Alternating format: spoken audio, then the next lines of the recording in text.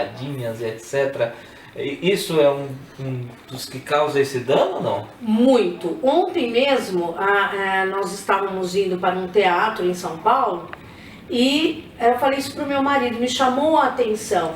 Ao lado do Largo São Francisco, né, da Faculdade São Francisco, nós vimos vários homens no happy hour. Iram do trabalho e eu falei para o meu marido, dá uma olhada naquele cenário. Onde estão as mulheres? Certamente elas saíram do trabalho e foram para os seus lares para quê? Para atender os seus filhos, a sua família, cozinhar. E os homens estavam lá. É uma questão cultural. A questão que não teria serviço também para ele em casa, não teria uma louça para ele lavar, não teria como ele compartilhar esse serviço com a sua esposa? Exatamente, mas e se nós tivéssemos naquele momento, e esse talvez seja a visão das pessoas, ao invés de vários homens, nós tivéssemos visto várias mulheres, certamente alguém diria. Não tem roupa para lavar? Não tem roupa para lavar? Não tem prato para lavar? Exatamente, não tem casa, filho não e tem por comida. aí. Quando não, muito mais pejorativo e ofensivo, né? Né? Aqueles termos que a gente sabe quais são. Então, este é o grande problema. Mas por quê? Porque isso é bacana. O filho que sai com, né? Ou o rapazinho lá que sai com várias mulheres, ele é o garanhão. Ele é o cara. Ele é o cara, mas e a menina que sai com vários homens? É a galinha? Ela é galinha. Ela é a vaca. Ela é a, enfim, toda a vagaba, né? Isso não mudou, porque a gente ainda ouve isso, né? Ontem mesmo também na volta, já por volta de umas 2 horas, quando nós estávamos retornando para o nosso lar, uma moça ali próximo, muito próximo da Justiça Federal na Salgado Filho, uma moça bem, já muito de madrugada, estava com uma roupa, voltando talvez de alguma festa e tudo mais, uma mini saia e tal, e eu fiz esse comentário com meu marido. Olha a condição, não é o pedir para ser estuprada, né? Mas olha a condição de risco que ela se coloca. O nosso país não está preparado para isso. Nosso país ainda é...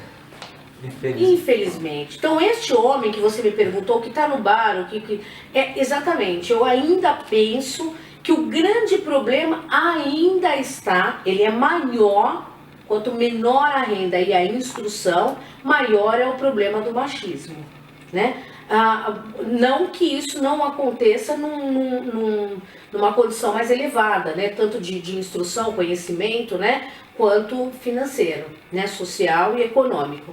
Mas ainda o problema é a baixa renda, que é o cara que bebe, estrutural totalmente, né? Estrutural, E qual o sonho da senhora? O que seria o ideal entre família, entre homem e mulher, desenvolvendo a família? Qual é o ideal do homem? Qual seria o homem ideal? Qual seria a mulher ideal? Vou citar aqui, por exemplo, o filho da Tati Quebra-Barraco morreu. Sim. Certo? Mas percebemos a letra que ela tem nos seus funks, que são letras bastante, diria assim, bastante, com um termo, não vou buscar esse termo, bastante de baixo calão, etc. E ela mesma não se via em condições de cuidar de um próprio filho, né? E ela se perguntou isso, né? Onde foi que eu errei? Existem ainda muitas mulheres com esse questionamento, onde foi que eu errei com a família? Onde foi que eu errei? O pai não se sente tanto quanto a mãe? Sim. Não há, né? Hoje, por exemplo, a Fátima Bernardes, no programa dela foi justamente isso. Um número ainda de crianças que não trazem o nome dos seus pais na certidão. E a cultura ainda de que a falta do pai, né, dentro da família, daquele homem que se imagina como o pai, né, porque não é o nome na certidão, mas a presença dele na educação desses filhos, né, e seria um problema, né, a desestrutura. O caminho, na minha concepção, Berlan, é um só, respeito. Respeito. Mas não é o respeito de um pelo outro, mas o respeito por si. Quando eu me respeito, eu obrigo as outras pessoas a me respeitar. E aí eu imponho limites. Então nós precisamos nos conhecer, conhecer os nossos limites, saber o que queremos e aonde, né, queremos estar, para ir cobrar do outro. Eu penso que nós, de uma forma ou de outra, a própria mulher, ela se anula, né, em função do outro ou em função do nada. Porque a gente tem uma série de situações, mas o respeito. Então você vai falar o respeito espiritual, dentro da crença. Hoje mesmo eu li uma das páginas aqui de um jornalista muito conhecido nosso, e assim, como as pessoas são desrespeitosas, utilizam hoje a internet, um canal de extrema importância, né? Sem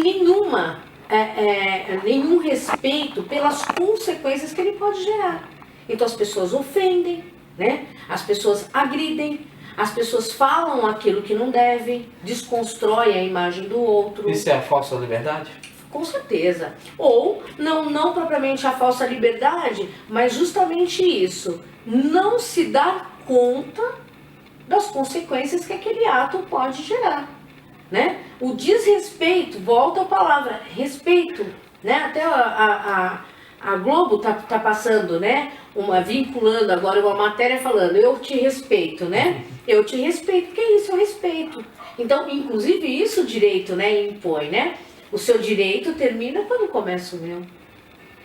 Isso é verdade. Essa eu penso que é o caminho. O respeito, mas especialmente eu me respeito. E quando eu me respeito, aí você não vai me desrespeitar. Não, vai ter limites, né? Com certeza, sempre. Haverá limites. Já estamos acabando, acho que está valendo a pena. Muito. Gostando bastante dessa entrevista, eu acho que vale aqui dizer que o Brasil, o mundo, queremos mulheres sendo respeitadas, queremos dizer que mulheres têm que se respeitar, como a senhora falou, a si própria. E qual conselho a senhora daria aí às pessoas a respeito desse tema, das mulheres se apropriar disto, né? Se apropriar do que ela é?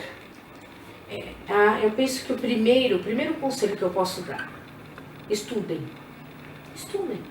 Comecem isso. Nós, somente as mulheres enquanto mães, né? Dificilmente você vai ver uma criança sem mãe. Acontece? Sim, mas uma parcela muito menor do que a criança sem o pai. Então a primeira coisa, não descuidem disso. Que seus filhos estudem, leiam, se aprofundem na questão cultural. E a mulher que não fez isso, o faça na fase adulta.